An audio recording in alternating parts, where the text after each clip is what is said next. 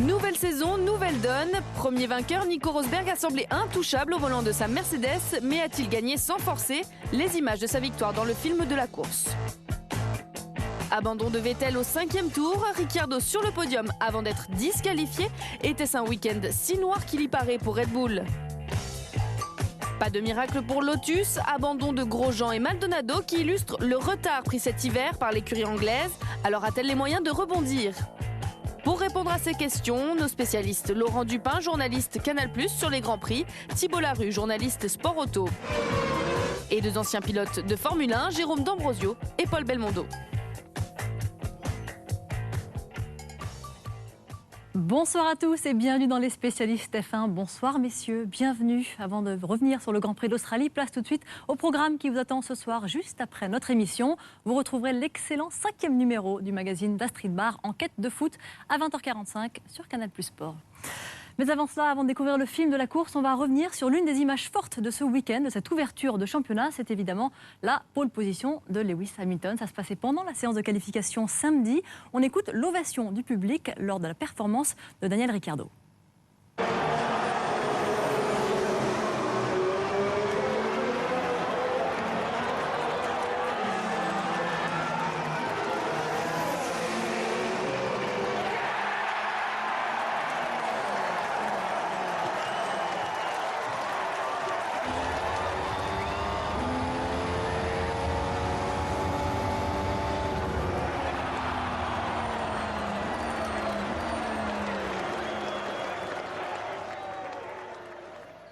Ovation du public, puis déception évidemment, en tout cas avec la nouvelle réglementation et la nouvelle sonorité des F1, on peut entendre ce genre de réaction. Allez, on rentre dans le vif du sujet, place tout de suite à la première partie du film de la course. Sébastien Vettel installé au milieu du peloton. Un signe parmi d'autres que les temps changent.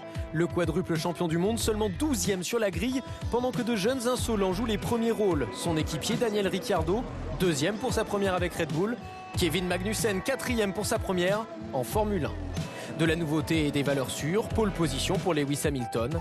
3e place pour un Nico Rosberg, gourmet et détendu.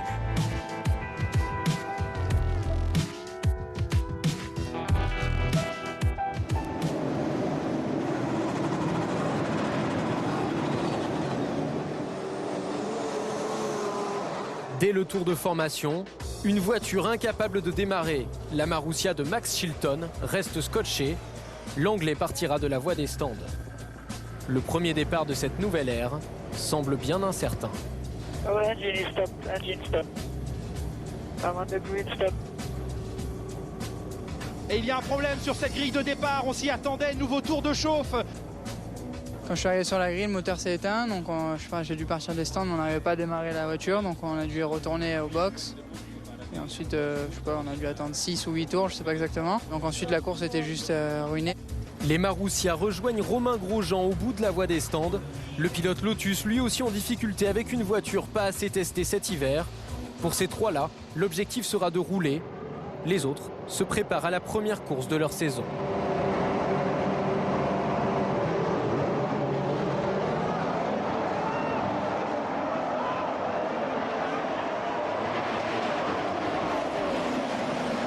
Ça s'est très mal passé pour Lewis Hamilton.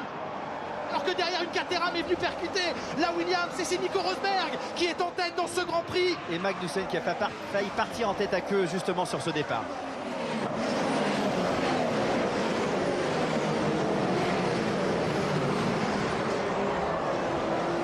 Le tête à queue d'une Sauber derrière, c'est celle de Gutiérrez et Vettel qui a failli se faire prendre au piège.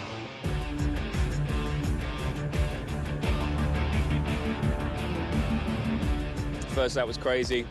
It was just staying out of people's way really, it was just madness. Un envol marqué par un accident au premier virage.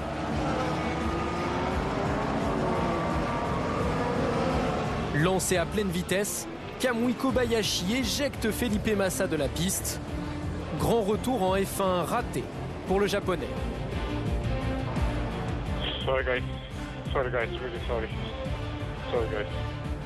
Première frustrante avec Williams pour Massa. I tried to do a very calm start, and get to the first corner, and then, Bala pushed me out like that. I don't see a big difference to what he did today and to what Grosjean did in Spa. And he was one race at home, you know. So I hope FIA is strong and he needs to pay.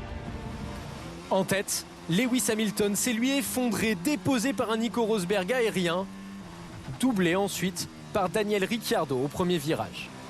Début de course, c'était comme une fusée, je suis parti là, au départ, c'était fantastique, ça marchait parfaitement et dès là, bon, la course, ça s'est bien passé, mais j'ai dû pousser, hein, c'était pas le relax. Rosberg devant Ricciardo et Hamilton pour l'instant 3e, mais l'Anglais voit déjà revenir Kevin Magnussen. Le premier tour n'est toujours pas terminé. L'attaque par l'extérieur et Kevin Magnussen qui se débarrasse de Lewis Hamilton. Au même moment, c'est Nico Hülkenberg qui prend l'avantage sur Fernando Alonso, menacé maintenant par Jean-Éric Vergne. À l'attaque, le Français par l'extérieur sur la Ferrari. Alonso, mais surtout Hamilton et Vettel, début d'année douloureux pour les anciens champions du monde. Engine is not running smoothly. I will get past, so you are aware. Do something, I got no power. Let's ice the normal and no K, no K. Understood. That's ridiculous, guys.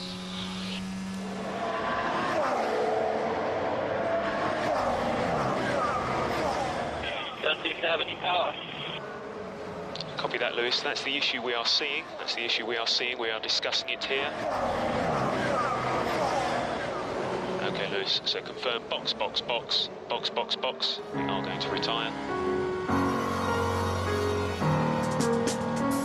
Fin de l'aventure pour Lewis Hamilton. Il partait de la pole position. Il pouvait espérer remporter ce Grand Prix. C'est fini pour l'une des Mercedes. On les disait quasiment invincibles, extrêmement fiables. 3 tours et puis s'en va. Lewis Hamilton au tapis dans ce Grand Prix.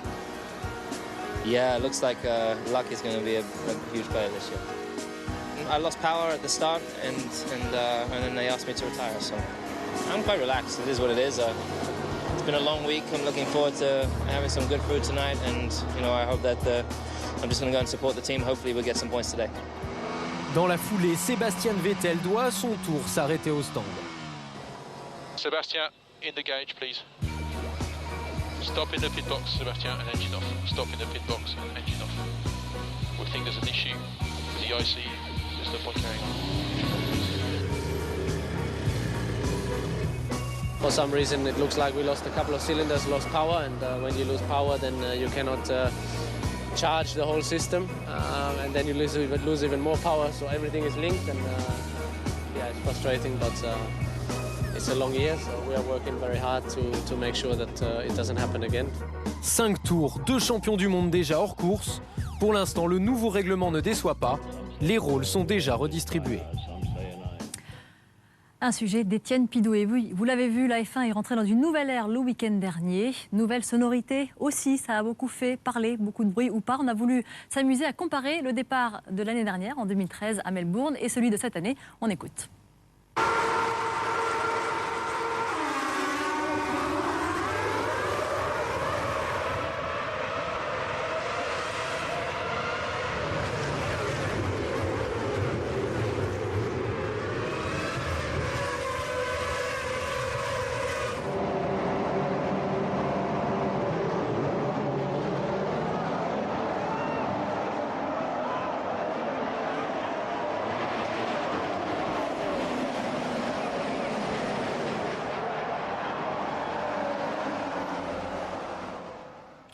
Un son qui a été beaucoup critiqué. Alors, on n'aime pas en général tout ce qui est nouveau, mais Laurent, vous étiez sur place. Qu'est-ce que vous en dites, vous? Le bruit, c'est quoi, là? C'est si dérangeant que ça?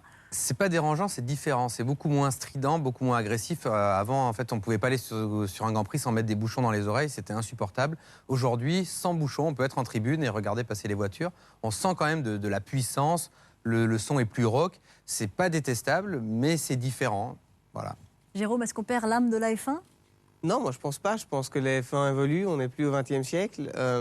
Elle doit évoluer avec son temps. Je pense que le spectacle n'est pas moins intéressant. On voit des moteurs puissants, pas faciles à manier. Parfois, beaucoup de couples et donc sous la pluie, des travers, des glissades. C'est intéressant. On entend des bruits auxquels on n'est pas habitué, des bruits de freinage, des pneus qui qui bloquent. C'est des choses qu'on entend en général sur des pistes de cartes de location, entre guillemets, ou en karting. Mais ce n'est pas quelque chose de négatif et je pense que ça fait partie de l'évolution de la F1 et le spectacle est là. Vous parlez des bruits, on va les écouter justement, quelques bruits de freinage où effectivement on entend les pneus qui crissent, on peut le dire, regardez.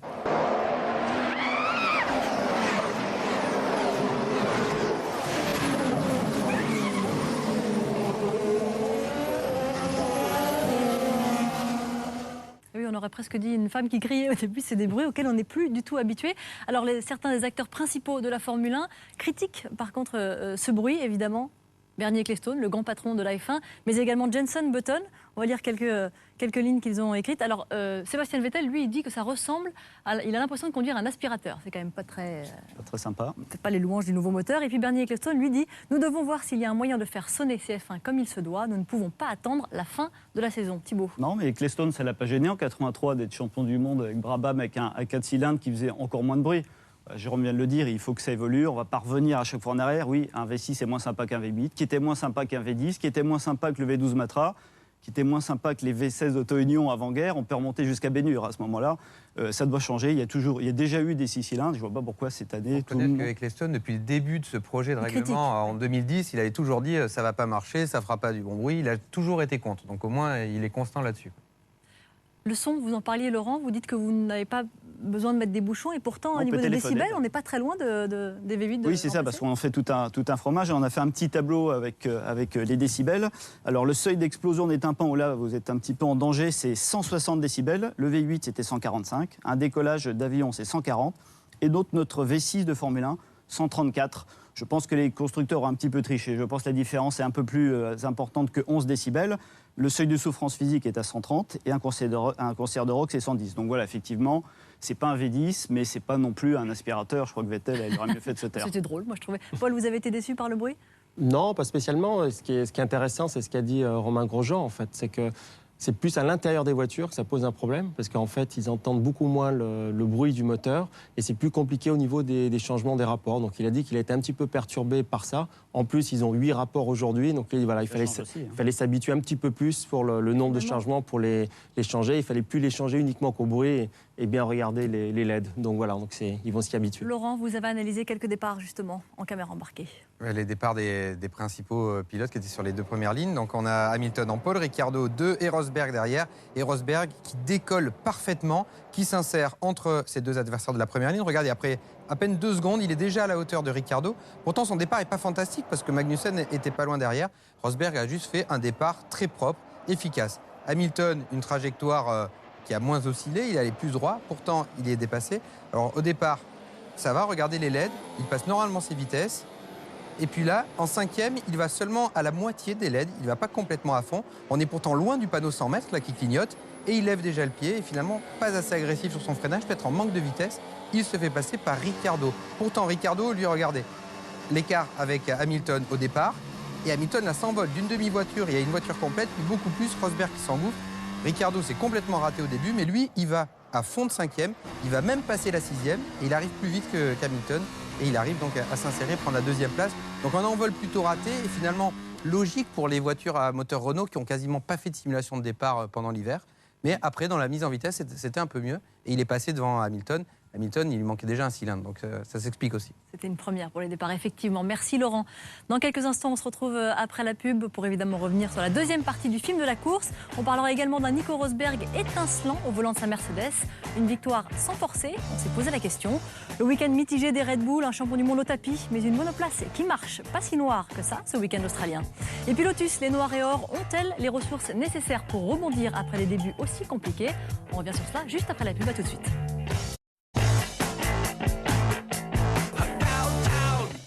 Retour sur le plateau des spécialistes F1. Il y a quelques instants, vous avez vu la première partie du film de la course.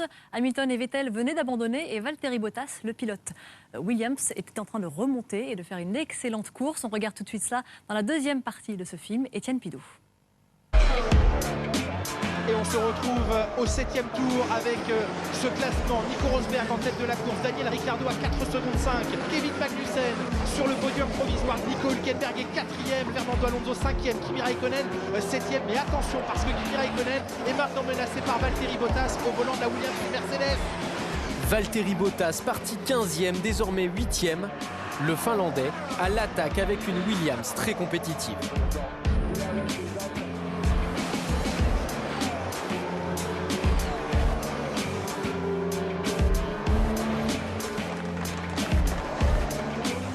This is mega Valtteri, good work.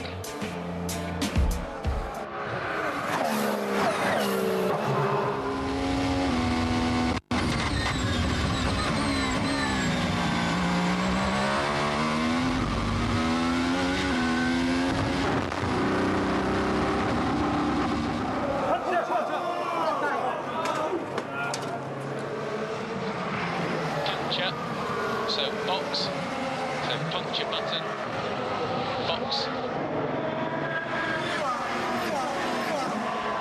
I was pushing a little bit too hard, I think, because I hit the wall and yeah, completely my mistake, stupid mistake.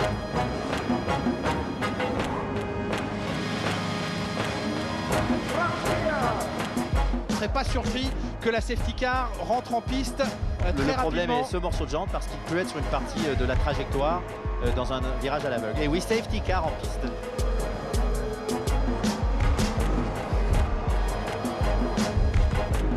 Okay, safety car, box, box, box.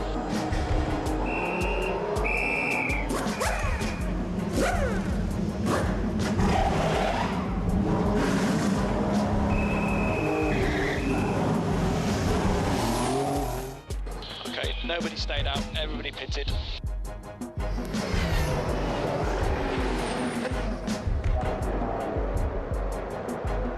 A reminder, look for the lights on the safety car when they go out. It will be coming in this lap, you may know for us. C'est reparti dans ce Grand Prix. Nico Rosberg qui s'est bien mis à l'abri de Daniel Ricciardo. 16e tour, l'objectif de Romain Grosjean était d'en couvrir une vingtaine. But atteint pour le Français qui se débat dans le peloton face à Ericsson ou Pérez.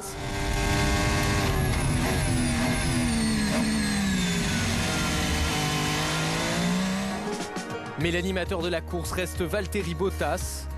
Le Finlandais, déchaîné, commence sa remontée. Kvyat, déposé. La Williams est 9e.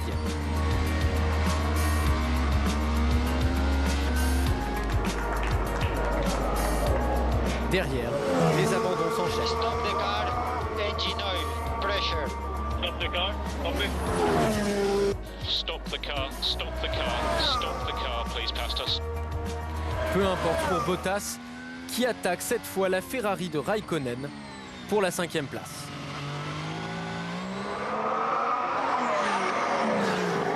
Kimi Raikkonen qui s'est raté et qui cette fois va devoir laisser passer Bottas.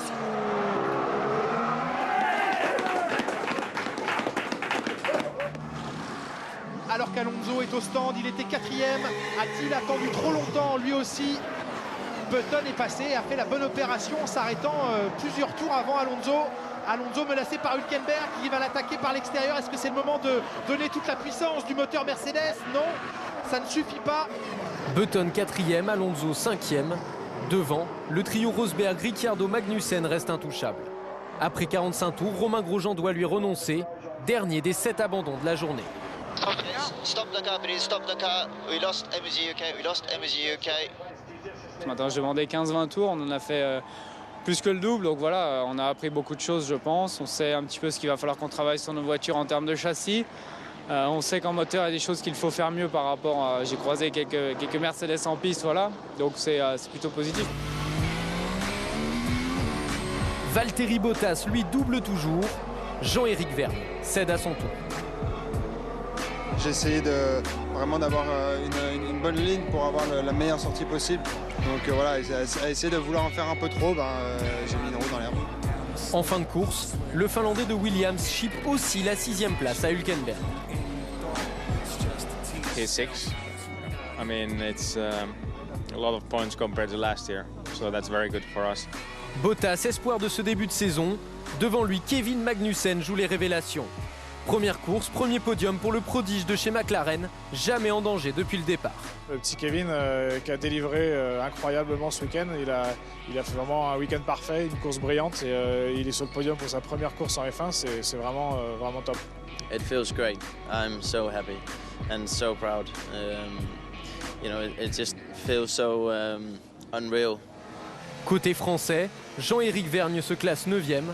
Retour dans les points pour le pilote Toro Rosso malgré des freins récalcitrants. Ça commence plutôt très bien, c'est très positif. J'espère que la première course sera donner le ton pour toutes les autres.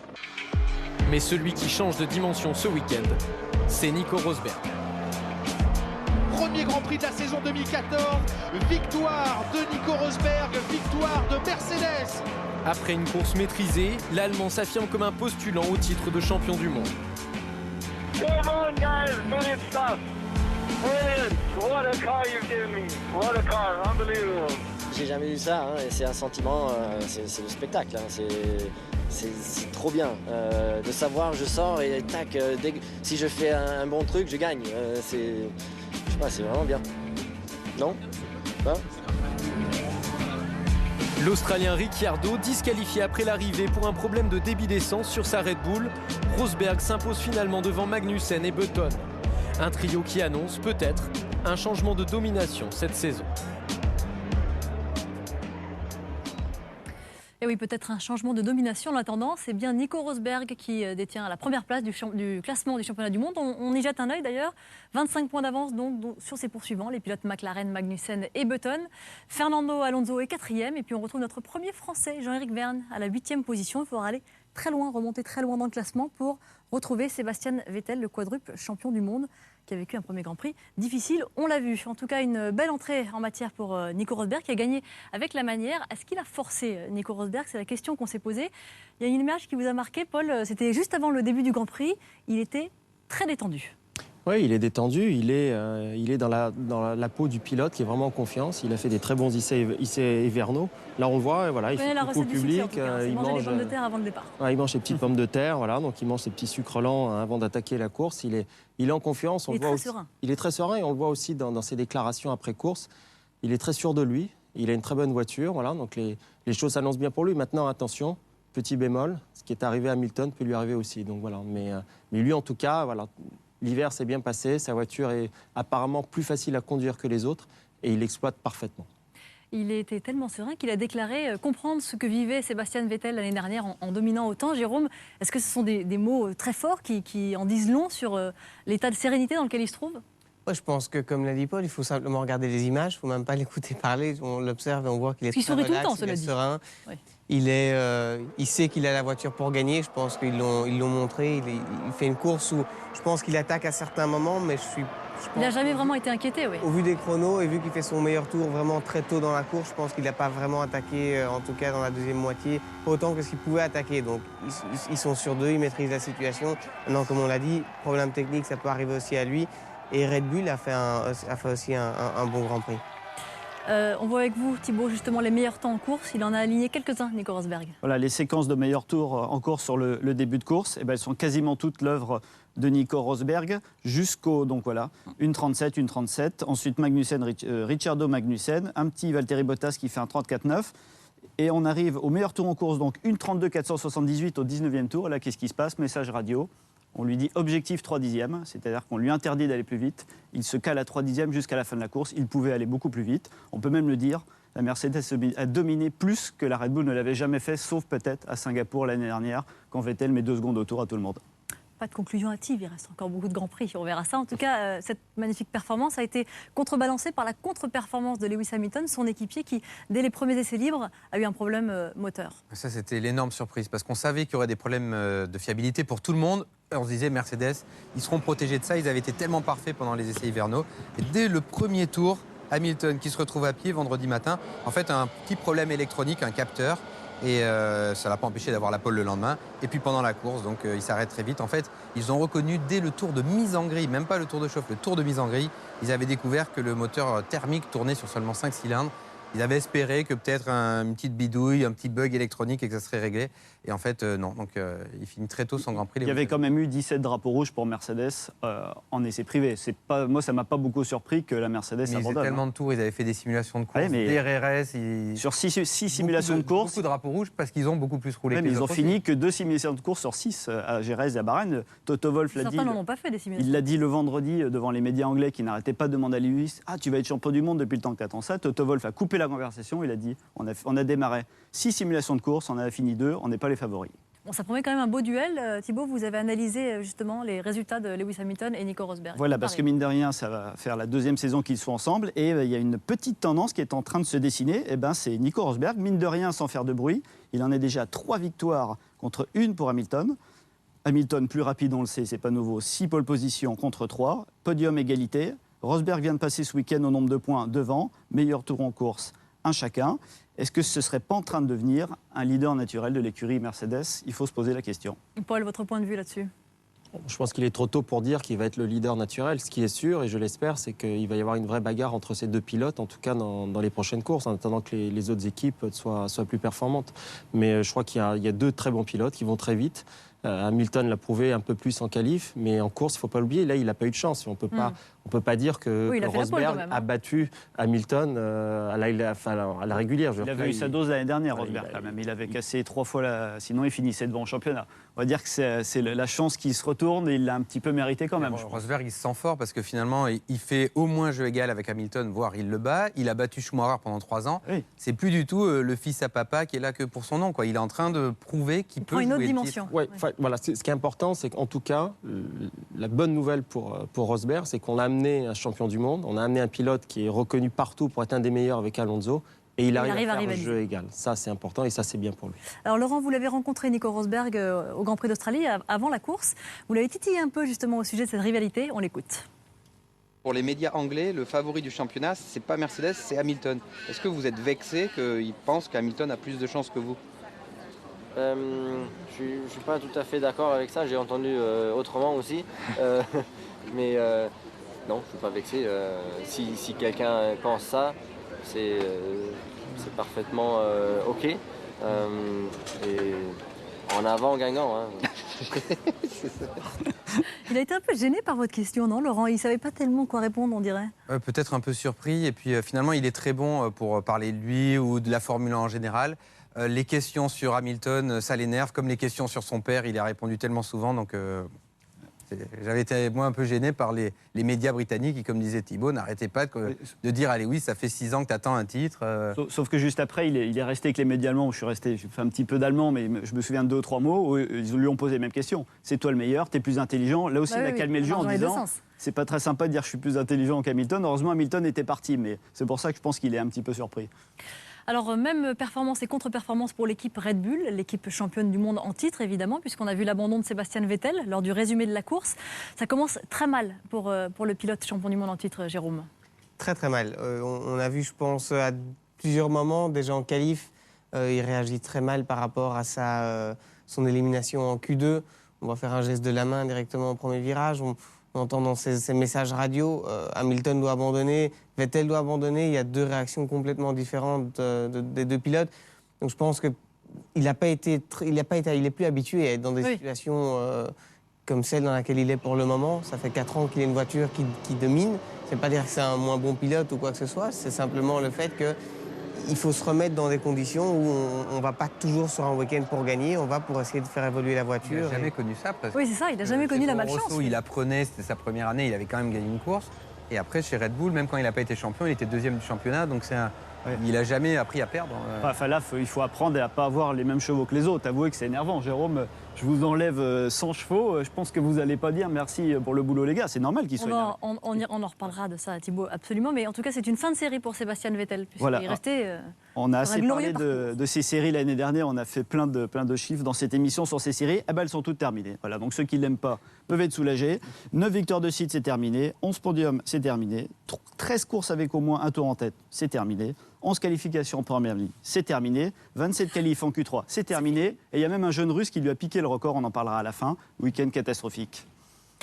ça a été contrebalancé par la performance de Daniel Ricciardo qui termine deuxième. Il a été disqualifié, on va y revenir, mais en tout cas ça veut dire que la voiture fonctionne en l'occurrence, même si elle a quelques chevaux de plus, Thibaut, mais la voiture marche, Jérôme. Donc, oui, je pense que c'est une éclaircie dans le week-end. Ce qui m'a impressionné le plus ce week-end, la grosse surprise, on a vu les essais libres qu'ils ont fait.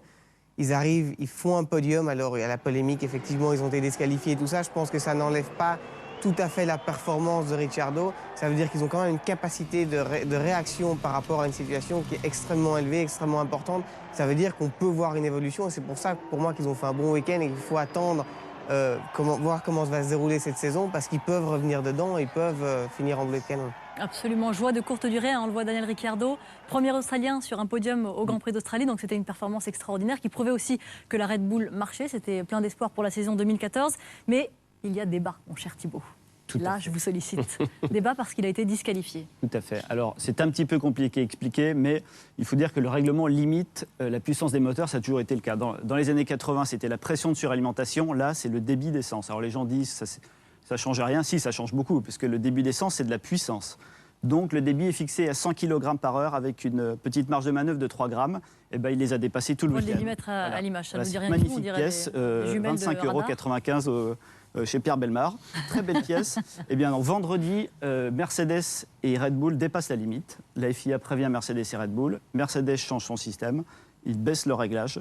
Red Bull ne change rien. Le samedi, rebelote. La FIA veut disqualifier Ricciardo parce qu'il a plus de puissance que les autres. Ils sont sympas, la FIA. Ils disent, bon, allez, on verra demain. C'est un Australien. Et le demain, rebelote. Ils nous ont dit 5 fois en course.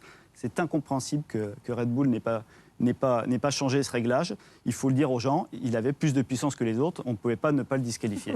Alors pour Thibaut Larue, donc Red Bull a triché, c'est clairement très explicite. 7 chevaux. Mais Paul, vous dites que si Red Bull a fait appel et s'ils insistent autant, c'est qu'ils doivent avoir quelque part un peu raison, ou tout du moins ils ne se battraient pas pour rien. En fait, ils ont leur calcul à eux, ils ont leur débitmètre à eux, et sur leur débitmètre à eux, ils sont dans la réglementation, c'est-à-dire qu'ils n'ont pas triché. Donc c'est une discussion entre la FIA et Red Bull. Donc je pense que si Red Bull insiste autant, c'est quelque part, ils pensent avoir raison. Maintenant, bien sûr, la FIA va démontrer que Red Bull a triché, et eux, bien sûr, vont démontrer que non. Je ne pense pas qu'en qualif, c'est apporter quoi que ce soit, en tout cas à Ricciardo, parce qu'on était sous la pluie, et ça, je peux vous dire qu'il faut avoir énormément de chevaux pour que ça fasse une différence. Et en course, on va dire peut-être, mais j'y crois pas, parce que ça amène, je crois que 7 chevaux, ce qui n'est pas grand-chose.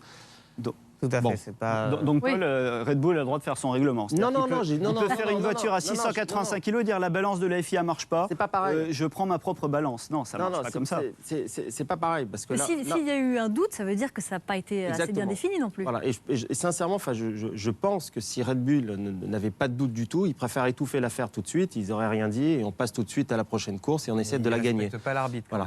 Donc là, ils essayent d'aller jusqu'au bout, de démontrer. Ils pensent avoir une chance de démontrer qu'ils ont raison.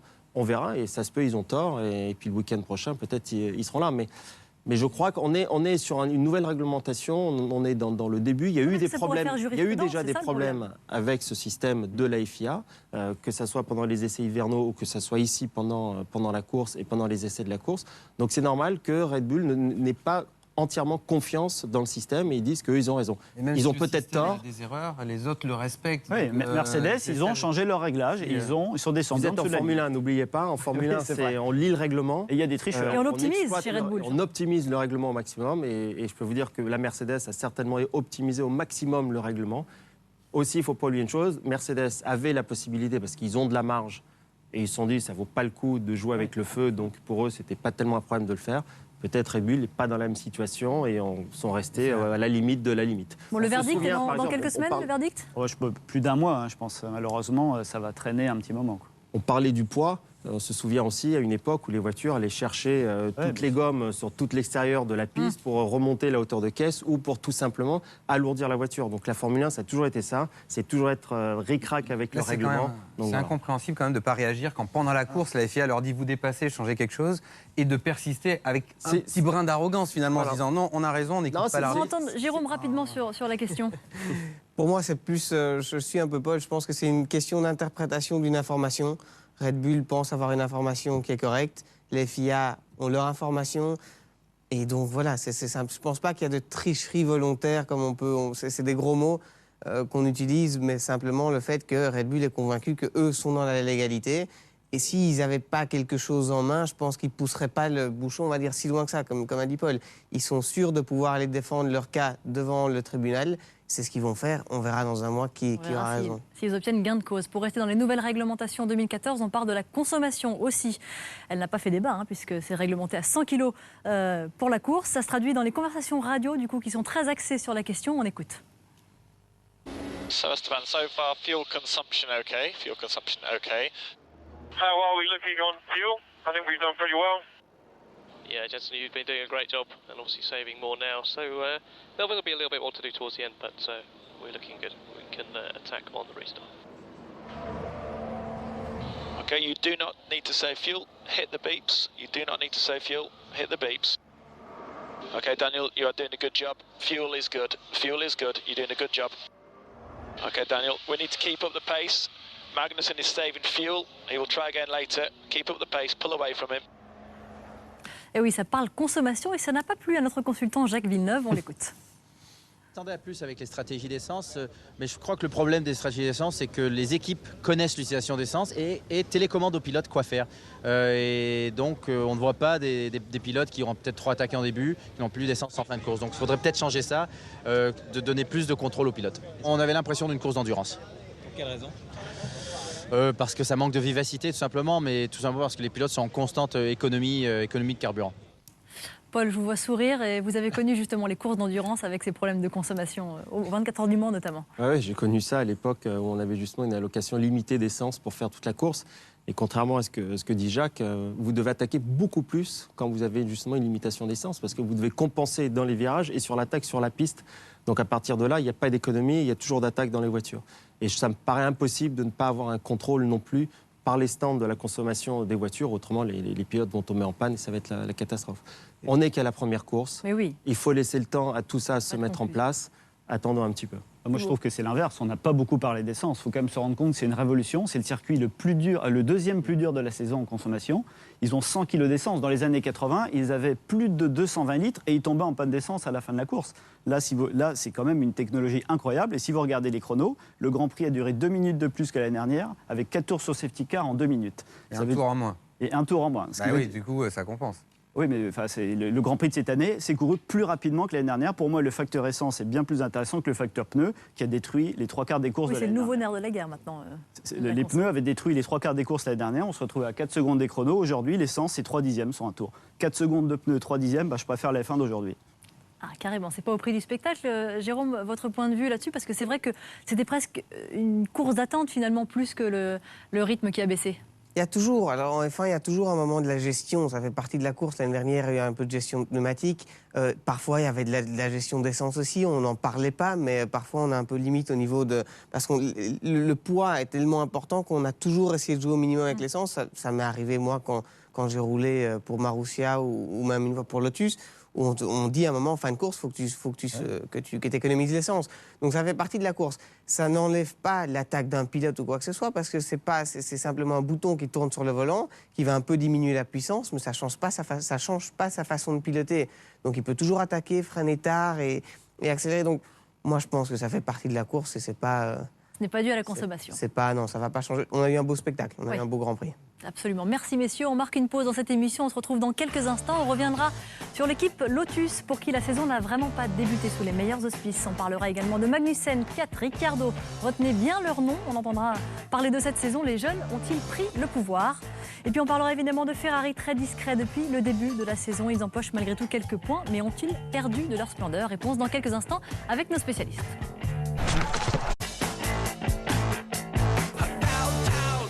Retour pour la troisième et dernière partie des spécialistes F1. Jette un œil au programme qui vous attend demain soir sur Canal Plus Sport. À 19h40, vous retrouverez la belle Nathalie Iannetta pour les spécimens. À suivre à 20h40, du handball. Dunkerque sera opposé à Nantes pour la 19e journée de D1.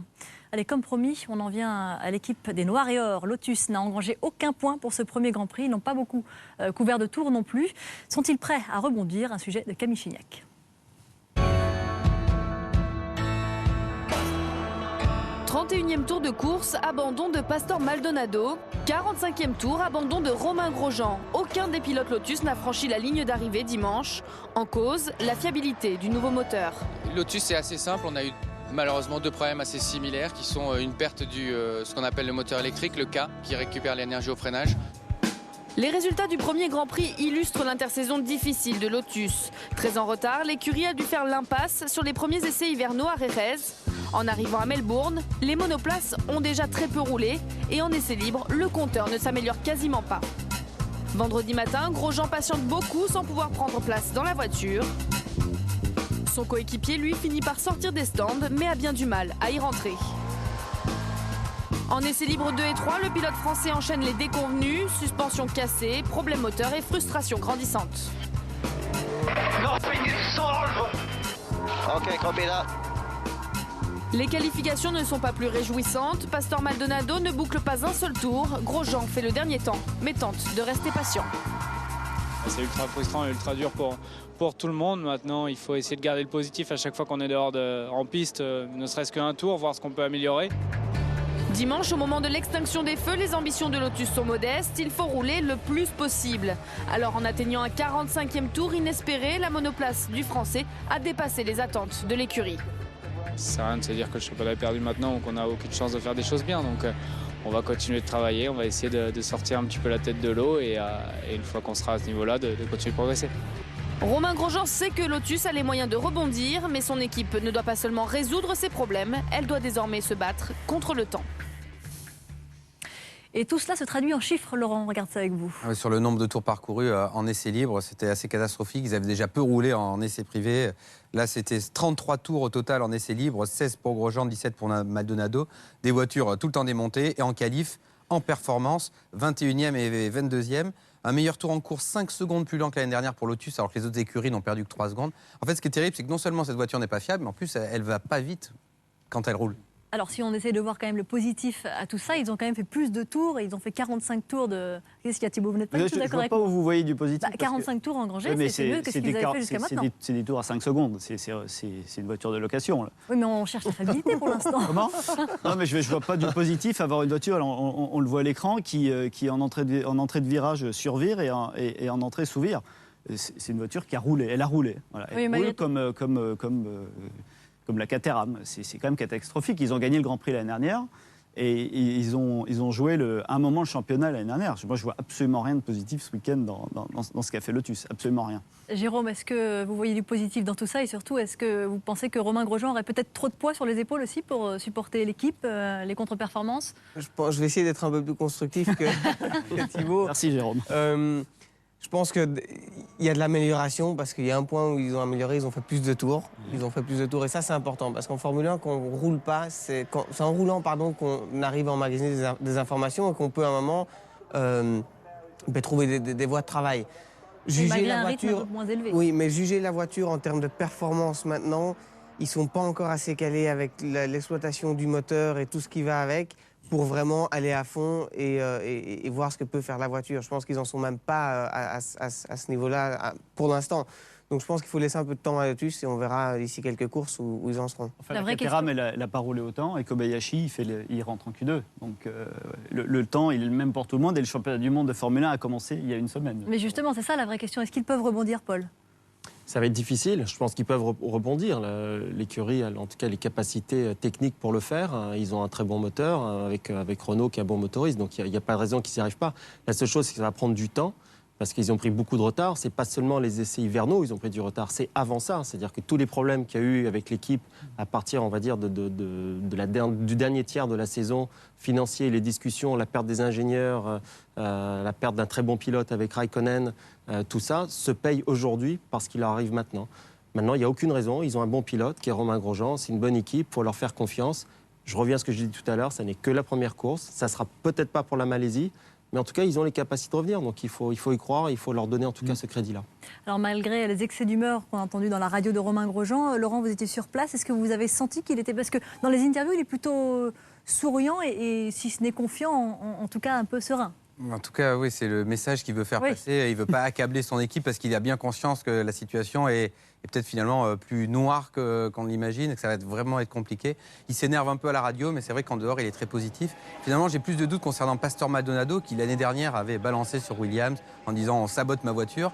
Lui, il amène beaucoup de budget. Il pensait arriver dans une écurie qui gagnait des courses. Il risque de mal le prendre si ça évolue pas. Et peut-être que c'est Maldonado qui finira par créer des problèmes. Ou peut-être qu'il aura des nouvelles pièces et que Grosjean n'aura pas. Enfin voilà, ça sera ça qui sera peut-être compliqué à gérer. Est-ce que c'est l'année où il va gagner un Grand Prix Romain Grosjean? Alors Jérôme, pour positiver. Non, là on va peut-être un peu loin. Non, je pense que pour l'instant, ils ne sont pas partis pour gagner un Grand Prix. Il faut déjà qu'ils puissent revenir une forme correcte, essayer d'engranger quelques points et construire de là. Maintenant, ça peut aller vite parce que c'est une écurie qui a quand même une bonne expérience technique, une belle usine, et donc il va falloir voir comment ils vont pouvoir évoluer. Non, mais faut pas se mentir, c'est une écurie qui se bat pour pas disparaître là. On était en Australie, une nomination qui vient de nulle part, ils n'ont pas de pièces de rechange. Ils n'ont pas de budget. C'est une écurie on est en train d'assister peut-être à la mort d'une écurie. Un nouvel arrivant qui a remplacé Eric Boulier, on le voit à l'image, voilà, Federico Gastaldi. Un mec très sympathique, mais qui n'a absolument pas le profil. Dites-nous en plus. Même lui, il se demande pourquoi on a fait appel à lui. Alors mais c'est même pas lui. Ils n'ont pas d'argent. C'est une écurie qui n'a plus d'argent. Voilà. Elle aurait dû être fermée à la fin de l'année, cette écurie. C'est Maldonado, en apportant plus de 30 millions, qui l'a sauvée. Et je vois pas comment, si personne met du cash, je vois pas comment il va revenir. C'est impossible. Eh bien, on leur souhaite. En tout cas, malgré tout, il reste effectivement, comme vous le dites, Paul, beaucoup de grands prix pour les faire et voir rebondir. On passe à l'œil des spécialistes maintenant avec le pilote français Jean-Éric Vergne. Le pilote Toro Rosso a terminé 8e de ce Grand Prix, malgré quelques difficultés en course à maîtriser sa monoplace. Est-ce que les voitures sont plus difficiles à conduire aujourd'hui, Jérôme? On a vu quelques écarts de Jean-Éric sur les freins, sur les réaccélérations. On a vu d'abord un départ de Magnussen où c'était assez chaud. On a vu Jean-Éric faire quelques travers, pas le seul. La gestion des freinages n'est pas facile non plus. Donc on a des voitures qui sont un peu moins, on va dire, linéaires à conduire que les voitures des années précédentes. Elles sont un peu plus brutales, même si on n'entend pas ça au bruit. Donc ça crée du spectacle et c'est pas facile. Un petit mot sur Jean-Éric Vergne, Thibaut. Une belle performance pour entamer cette saison devant son équipier, mais qui n'est pas loin. Oui, c'est un petit peu mitigé parce qu'autant ce qu'il fait, c'est super. Moi, ce qui m'inquiète, c'est ce que fait Kvyat. Parce qu'il n'a jamais roulé sous la pluie. À son premier Grand Prix, il est juste derrière. Et en course, si vous regardez les chronos, il est plus vite. À un moment, il demande 2 fois que Jeff le laisse passer. Donc, il commence à mettre la pression en interne.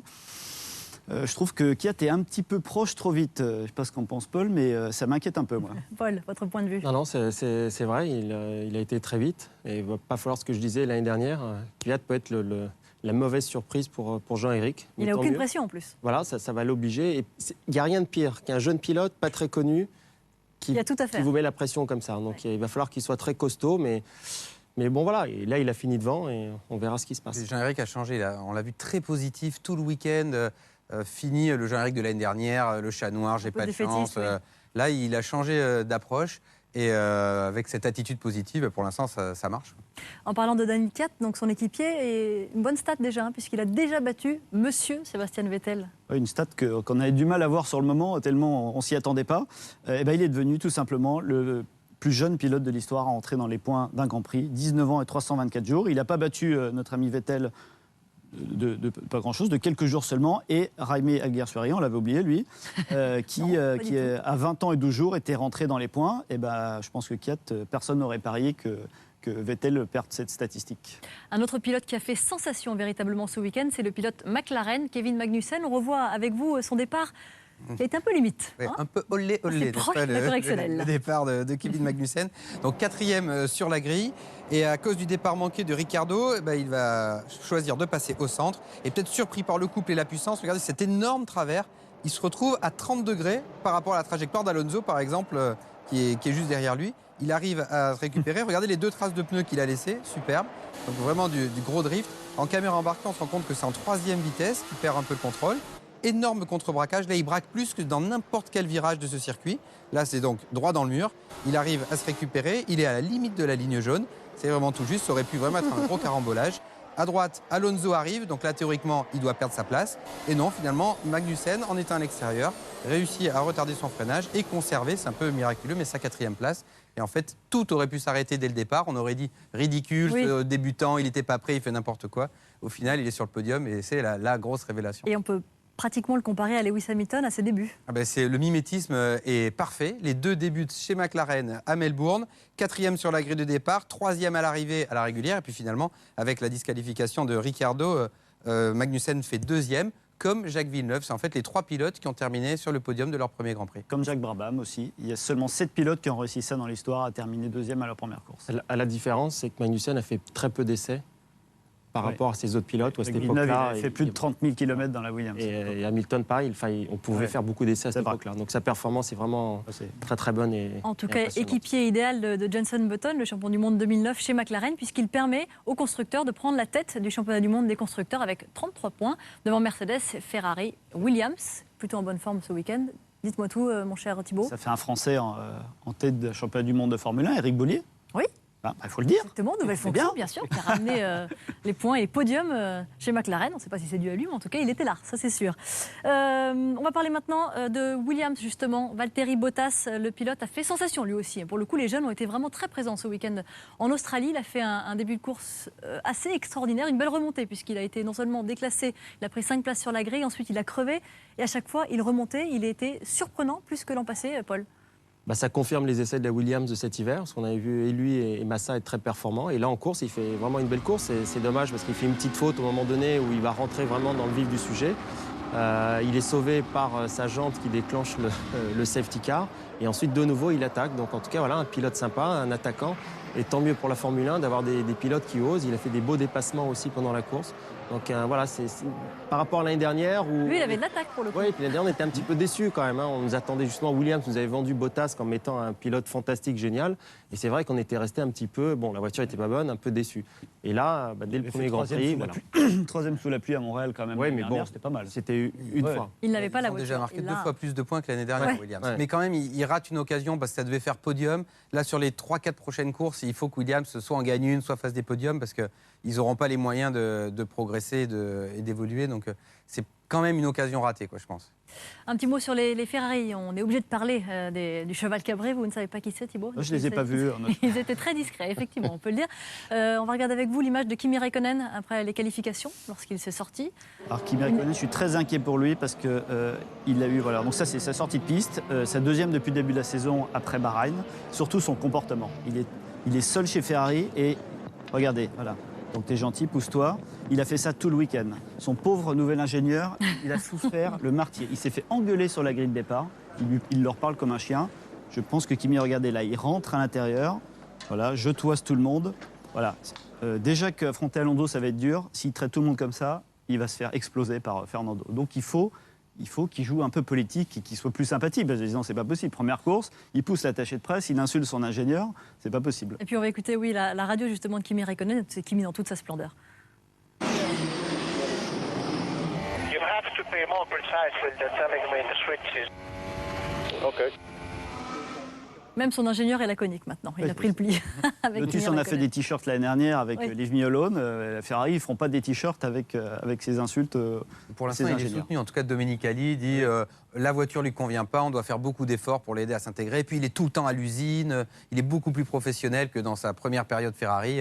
Pour l'instant, l'écurie le protège. C'est beau la com. À suivre, on espère qu'ils vont avoir un peu plus de panache tout de même chez Ferrari. Merci beaucoup, messieurs. Cette émission est déjà terminée. Merci d'avoir été avec nous. On jette un œil au programme qui vous attend pour le Grand Prix de Malaisie dans 2 semaines. À partir de vendredi, le 28 mars, à 2h50, la première séance d'essai libre. Les qualifications seront à 8h45 le samedi. Puis dimanche, à 9h15, vous retrouverez la grille avec toute l'équipe de Thomas Sénécal. Le Grand Prix est à 10h et puis Formula One sera à 18h05 en clair et en direct sur Canal+. Merci beaucoup, messieurs. Merci à Jérôme Martin. Merci à Pascal Mathieu. Et tout de suite, à suivre évidemment l'excellent magazine d'Astrid Barr, Enquête de foot. Très bonne soirée à tous.